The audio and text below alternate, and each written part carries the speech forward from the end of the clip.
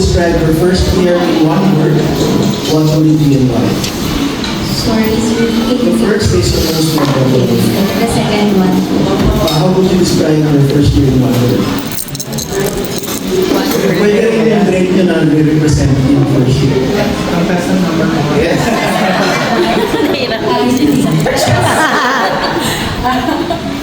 Most memorable. I guess, yung play, was it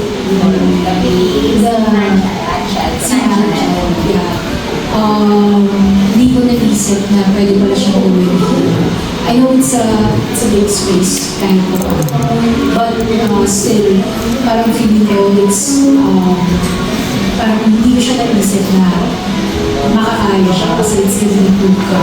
And then, the premium stage, then I saw it and it was really good. So, dun memorable. And then, one word to describe 1 year.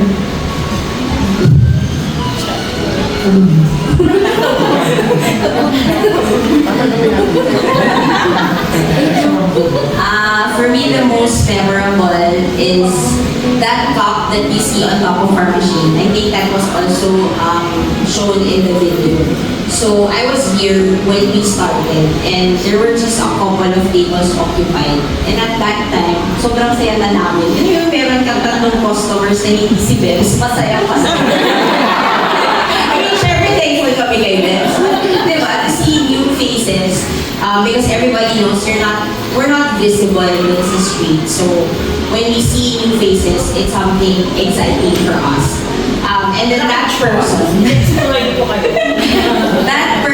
that left that note, he was just sitting quietly.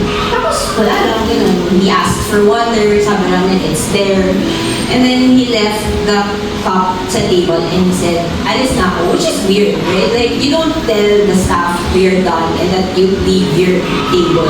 So when we were fixing up, sabi ng staff, may nakasulat. So ako naman, akala ko like usual noodles. So that's a reminder for me na I'm on the right path. Kasi it was, and my word is roller coaster. So when we were here, parang those are the highs and lows. Lahat na ata ng emotions pinagdaanan ko dito sa Dark Roots. From the joy to the sadness to the fear, lahat. It's that. So it's memorable because it's not something that I asked for. Like, you usually approach customers and say, can you please provide us feedback? We'd love to hear from you. But this was just a quiet customer that sat down, asked for water, and write down nice things about the coffee shop. And there are also feedback. There are ones na sabi niya doon, which we work on. So we're very appreciative. And to this day, I still remember that. I know how he looks like. Hindi pa siya ulit nakikita. Pero pag nakita ko siya, I would be really thankful. So yun na. Roller coaster yun. Nandito pa na siya.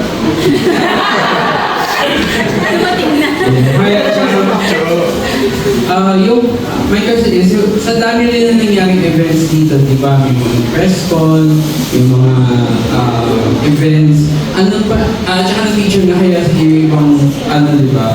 So, ano pa yung gusto nyong mangyari, event na pwede mangyari dito? Like, pwede ba mag-shoot dito? We've had shoot din. Siguro ako, I was thinking for the two of us. Kasi to answer din po yung question ni Sir Ed earlier, Krista and I have been very big fans of Spit Manila. So, di ba, you're familiar with Spit. We were really happy and excited when Ate Wo messaged us to i-rent daw yung buong place to celebrate yung birthday ng sister niya. Not knowing na yung sister nga pala niya is a member of Spit Manila. So, nandito yung buong Spit Manila. So, parang iiba yung kilig. Kasi imagine na we can just buy ticket to watch Spit, diba? Pero iba yung kilig na nandito sila for a personal event. Tapos we got to meet them, gano'n. So actually, we approached them before, asking kung pwede din na magkaroon ng ganong like event dito. So they actually said yes. So hopefully, that's one. Yung kay Spit Manila partnership, hopefully. Another one acoustic night. If only we've had more time to prepare for this anniversary. We're actually originally planning for a 3-day celebration. And then one night would be, yun nga, it's an acoustic night. So hopefully, one of these days during the year, we'll be able to do that kasi we already have a list of artists that we'll be inviting for the acoustic night. So I hope I'm not spilling all the beans, pero actually another one is a coffee rave. If you're familiar with the coffee rave, it's all over the social media. So we're already looking for DJ, tapos we'll have a coffee rave here na party kasi nga yung community that we have, yung customers that we have, medyo nandoon sa younger age or young professionals, di ba? Although we also have some law students, med students, gano'n. They're also looking for a venue na, ano naman, iba naman, di ba? Not just pure studies, not just pure, yung hard work, etc. So, para naman release all the tension. So, we're also planning that.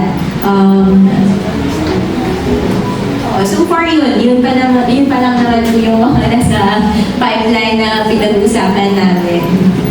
Okay, last question. Will you also be joining Coffee Expo or magano ba kayo ng mga bagong marketing? Since sabi niyo nga medyo tago pa to, di ba? So, mag-expand din ba kayo for yung marketing para mas makita kayo sa labas? Mas maraming pumunta kayo. Yes, definitely. Definitely that's on the plan. We're aiming to start small. So there's this Maginhawa food community. So we're already ironing out that para maging part kami ng community. But on the larger scale, wala pa talagang napag-uusapan na definite. Pero for sure, that will be on the pipeline since we're already planning to venture out dun sa events.